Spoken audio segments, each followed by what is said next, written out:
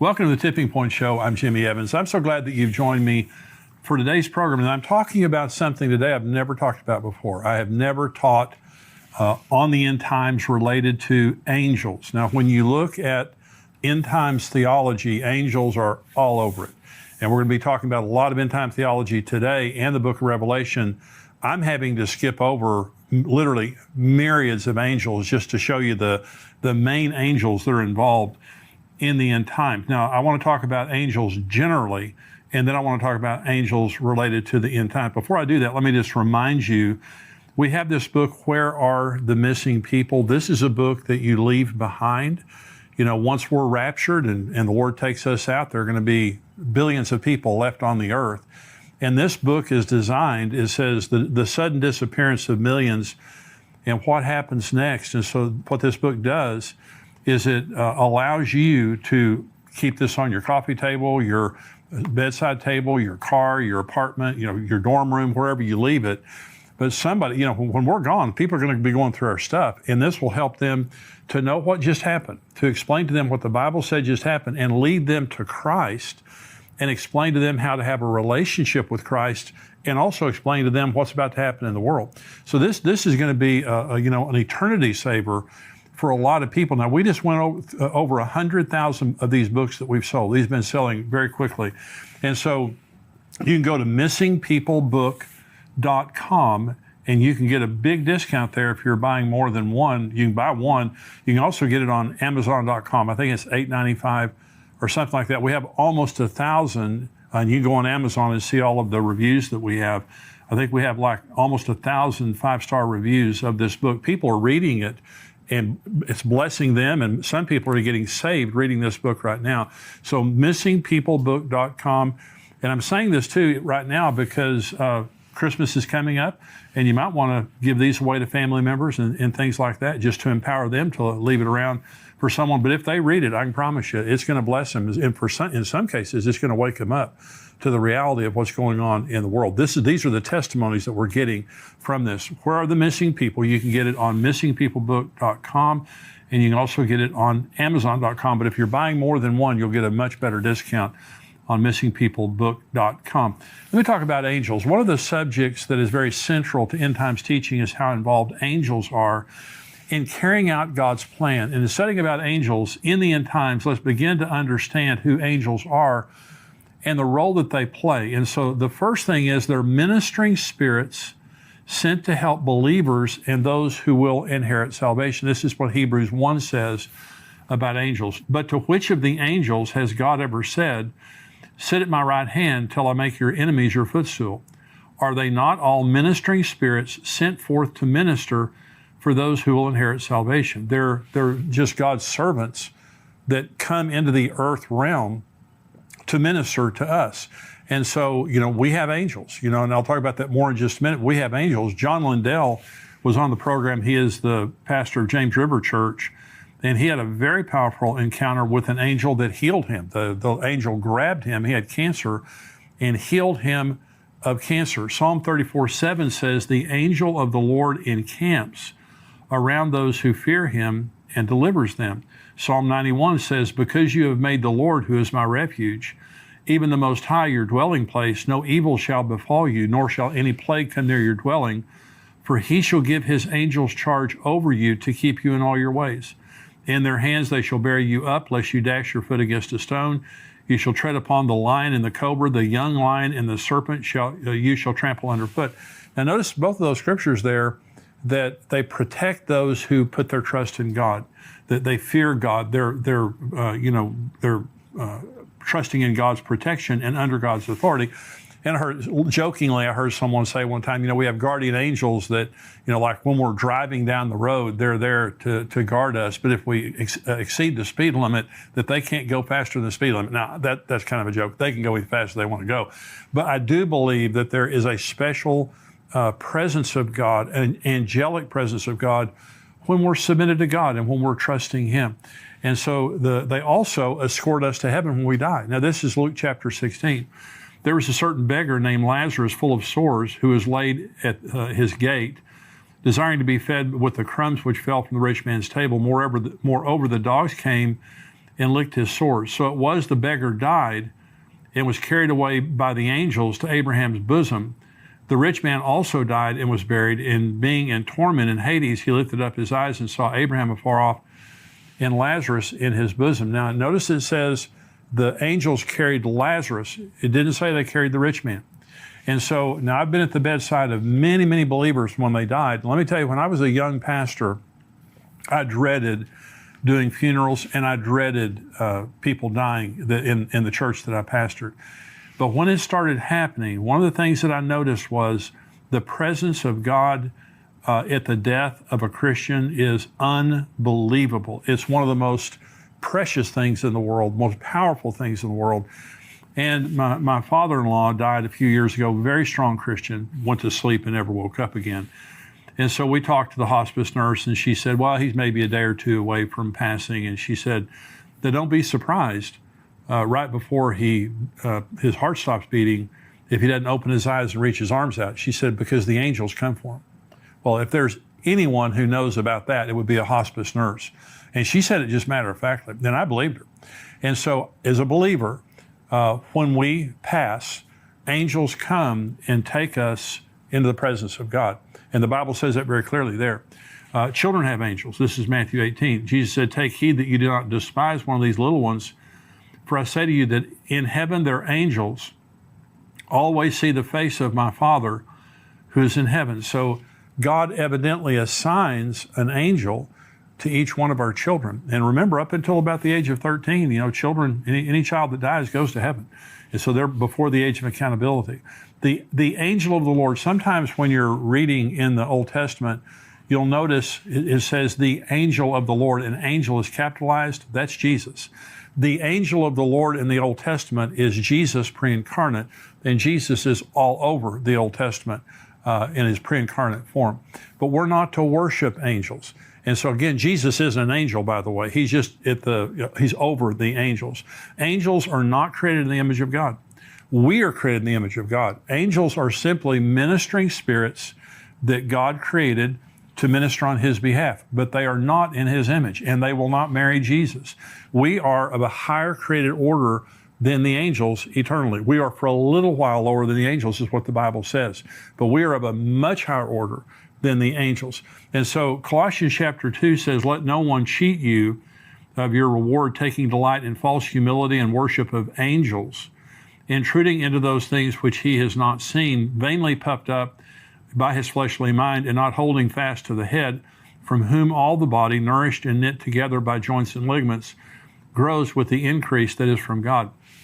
So angels, throughout the Bible are messengers and ministers of the truth, but we don't worship angels. Now, I've been a pastor for 40 years, and there was a fad that was in the church for a good number of years, maybe 5 or 10 years. And some pastors and a lot of individuals were having encounters with angels. Now, I'm sure some of them may have been true.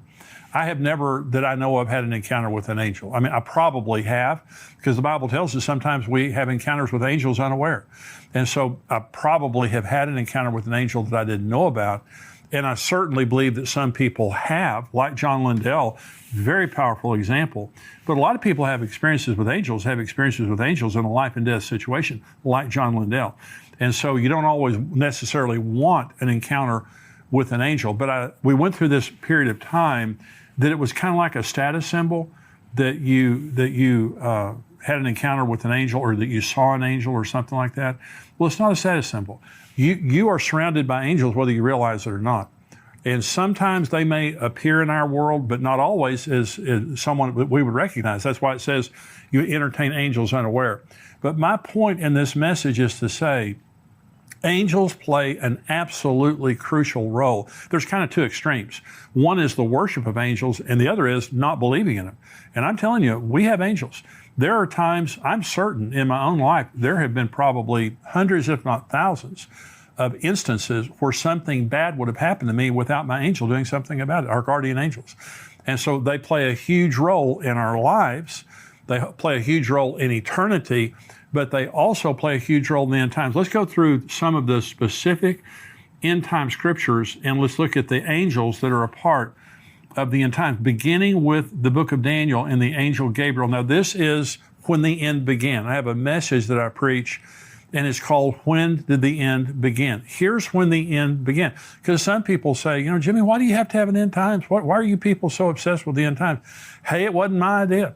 It was God in the Old Testament, beginning in Daniel chapter 9, when the end was announced. Here it is right here. Daniel 9, beginning of verse 20.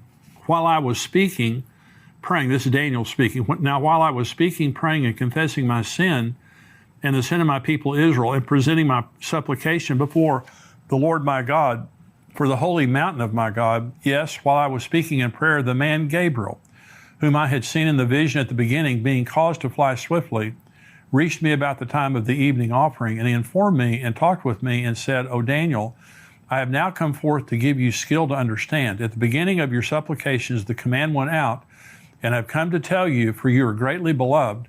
Therefore, consider the matter and understand the vision. 70 weeks are determined for your people and for your holy city to finish the transgression, to make an end of sins, to make reconciliation for iniquity, to bring in everlasting righteousness, to seal up vision and prophecy, and to anoint the most holy. Know therefore and understand that from the going forth of the command to restore and rebuild Jerusalem until Messiah the Prince, there will be 7 weeks and 62 weeks. The street shall be built again, and the wall, even in troublesome times. Let's stop right there, because it keeps going on to talk about the abomination of desolation, the Antichrist, and all that. So Gabriel, the angel Gabriel, when it says the man Gabriel, this is the angel Gabriel flying swiftly, came to him and told him 490 prophetic years were being announced from then, from the announcement of a command to go back and rebuild Jerusalem until the very end. There would be 490 prophetic years. Now, the first 483 prophetic years, exactly the way that Gabriel said, have been exactly fulfilled to the day. From March the 14th of 445 BC until April 6th of 32 AD, that was exactly fulfilled from the time that Artaxerxes Longimanus decreed that they could go back and rebuild the city, until Jesus entered the city of Jerusalem on Palm Sunday. Exactly 483 years, 173,880 days, exactly prophetically fulfilled. That is how specific the Bible is. But there are 7 years left to be fulfilled. That's the tribulation. And so Gabriel comes and says, it has been established, Daniel, that there are only 490 prophetic years left. So the end began whenever they Artaxerxes announced that there could be the rebuilding of Jerusalem. It ends at the end of the tribulation. This age ends at the end of the tribulation. But God sent Gabriel, the angel, to begin all that. So angels also announced the location of the second coming of Christ. When Jesus ascended, this is Acts chapter 1, when he had spoken these things, while they watched, he was taken up, and a cloud received him out of their sight. And while they looked steadfastly toward heaven, as he went up, behold, 2 men stood beside them in white apparel, and also said, Men of Galilee, why do you stand gazing up into heaven? This same Jesus, who is taken up from you into heaven, will so come in like manner as you saw him go into heaven. Now remember, this is the Mount of Olives, and Jesus is standing there, and he ascends from the Mount of Olives. This is Zechariah 14, speaking about the second coming. Then the Lord will go forth and fight against those nations as he fights in the day of battle. And in that day, his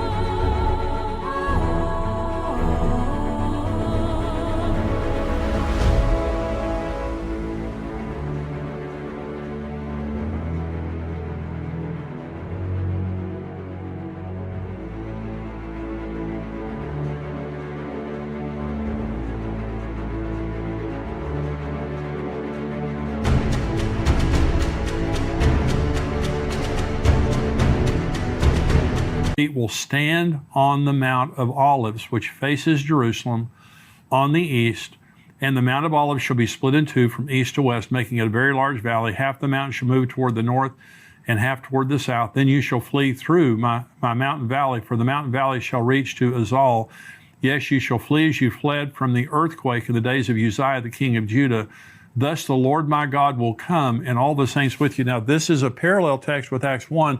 It's also a parallel text with Revelation 19. It says, thus the Lord my God will come, and all the saints with him, and return to the Mount of Olives. Revelation 19 says that's where it talks about the marriage supper of the Lamb. And then it says that he returns on a white horse, and all the saints return with him. So understand this, when the rapture happens and we go to heaven for 7 years, and I'll be answering a question during the subscriber portion about the timing of the marriage supper of the Lamb. And I've got a very specific question, because some people believe that the marriage supper of the Lamb doesn't happen until the end of the tribulation based on Revelation 19. I'm going to correct that.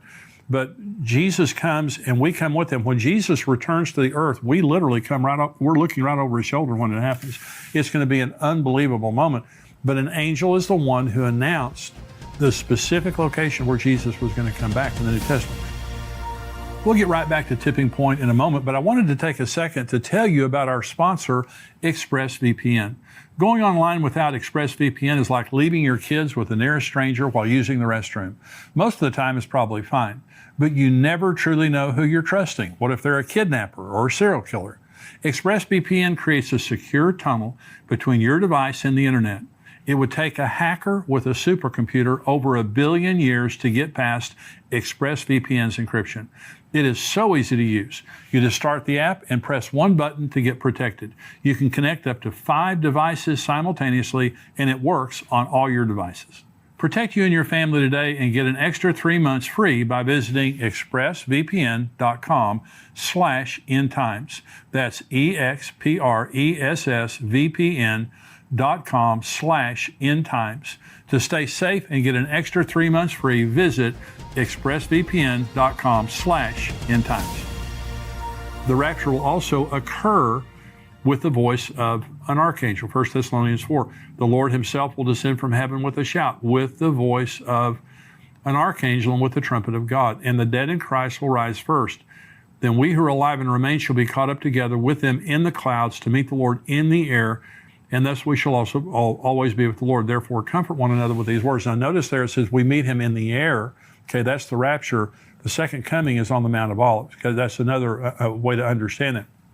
It says, the voice of an archangel.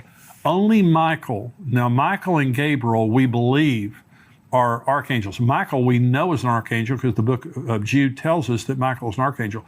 Gabriel, he is announced as an archangel in the book of Enoch. And now the first book of Enoch, I believe, is inspired. It's not canon. It's not the Bible. The other 2 books of Enoch are not inspired. They've already been proven to be false. Now remember, the book of Jude quotes the book of Enoch. And so you can't dismiss the book of Enoch. But I believe Michael and Gabriel, so at the rapture, either Michael, Gabriel, there's going to be the voice of an archangel there.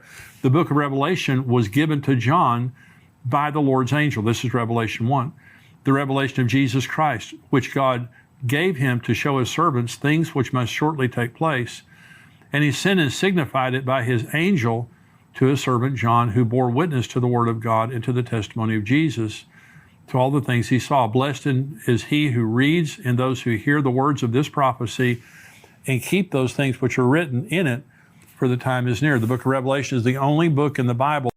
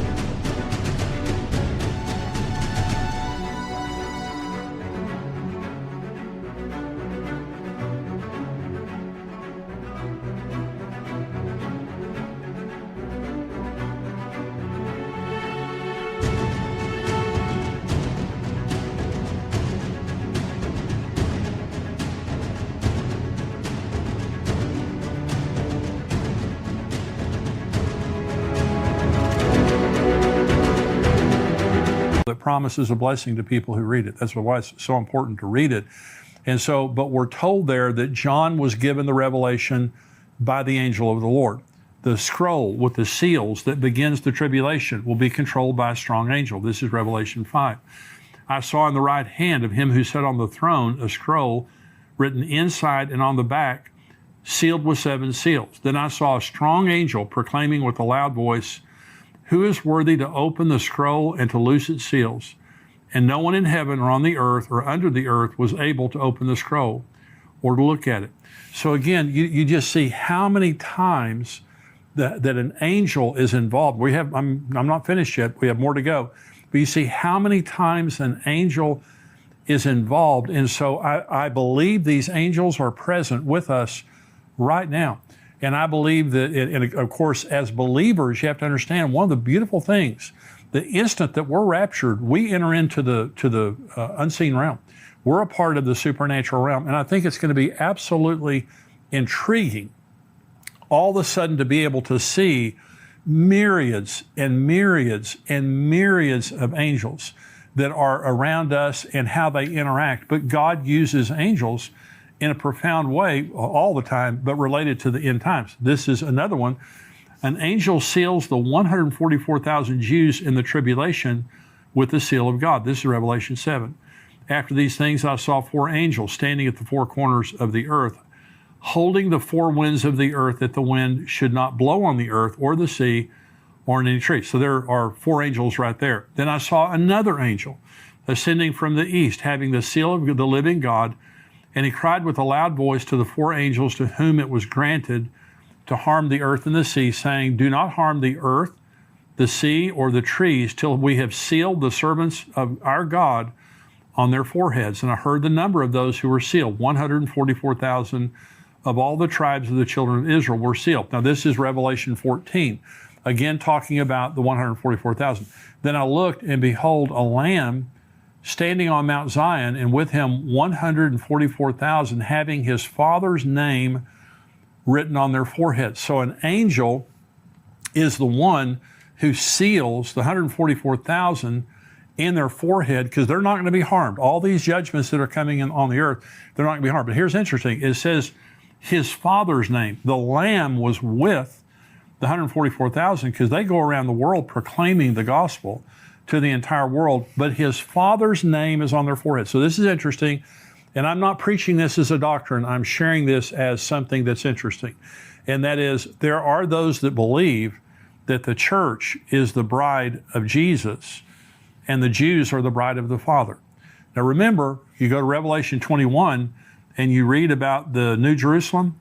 It says there are 12 gates to enter the city of the New Jerusalem, and every gate has the name of a patriarch on it, the 12 sons of Jacob. Okay, so all around. But it has 12 foundations, and each of the foundations has a name of the apostle. So it's interesting, the New Jerusalem is branded both to the church and to the Jews. And so an example is before Jesus came, and in the Old Testament, before Jesus became the standard of salvation, what happens to David? What happens to Moses? What happens to Aaron? What happens to, all the wonderful people in the Old Testament? Well, they certainly don't go to hell.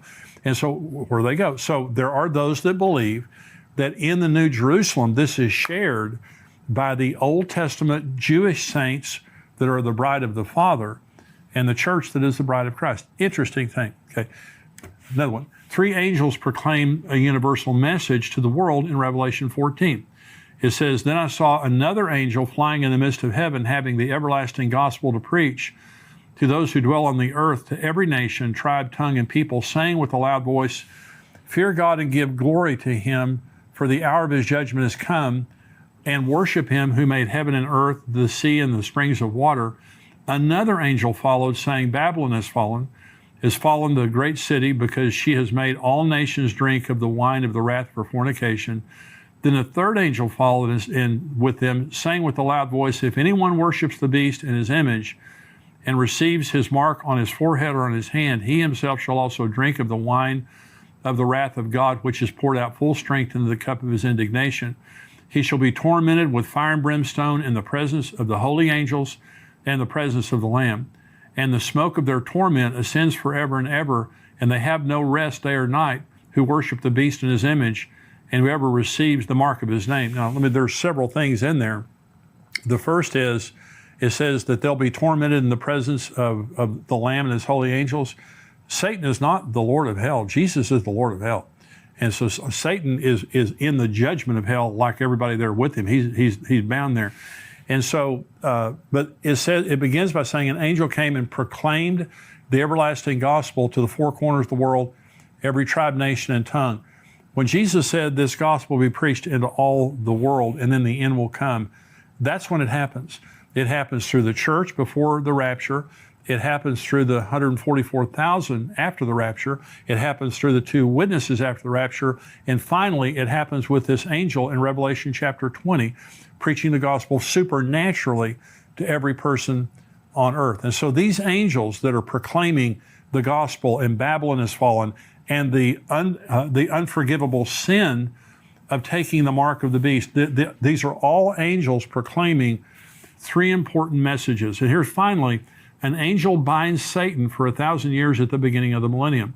This is Revelation 20. That I saw an angel coming down from heaven, having the key to the bottomless pit and a great chain in his hand. He laid hold of the dragon, that serpent of old, who is the devil and Satan, and bound him for 1,000 years. And he cast him into the bottomless pit and shut him up and set a seal on him, that he should deceive the nations no more till the 1,000 years were finished. But after these things, he must be released for a little while. Here's the wonderful thing about that scripture. It just takes one angel. When it talked about the seals, it says a strong angel said, who is worthy to break the seals? This doesn't even say it's a strong angel. So let me just say, first of all, when Satan fell, he took a third of the angels with him. That means that 2/3 stayed with God. That means in the angelic realm, the angels of God are twice as powerful as the angels of Satan. But how much more powerful is God than Satan?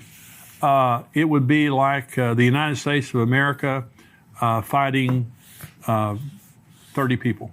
There's just no comparison. I mean, God is infinitely more powerful than the devil. So when it comes time to lock the devil up, one angel goes over and takes him and puts him in the bottomless pit. But I just want you to notice now the angelic participation in the end times, but the same is true for us today. We don't worship angels, but you need to remember, you have angels around you all the time. And God is using those angels in your child's life.